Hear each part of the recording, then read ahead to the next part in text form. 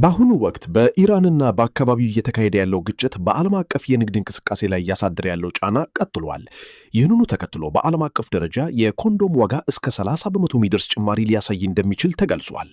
የዓለማችን ግዙፉ የኮንዶም አምራች የሆነው የማሌዥያው ካሬክስ ኩባንያ ዋና ሥራ አስፈጻሚ ጎህ ሚያኪያት ለሮይተርስ እንደገለጹት በሆርሙዝ የባህር መስመር ላይ በተፈጠረው እገዳ ሳቢያ ለምርት የሚሆኑ ግብዓቶችን ለማግኘት አስቸጋሪ ሆኗል።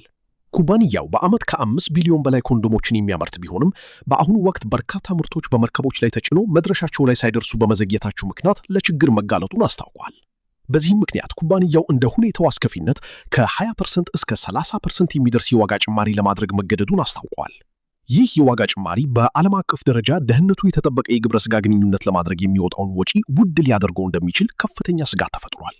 ኩባንያው በአሁኑ ወቅት ለጥቂት ወራት የሚበቃ ክምችት ቢኖረውም የጦርነቱ መራዘም ግን በዋጋው ላይ የሚኖረውን ተጽዕኖ የከፋ ሊያደርገው እንደሚችል ዋና ሥራ አስፈጻሚው ስጋታቸውን ገልጿል።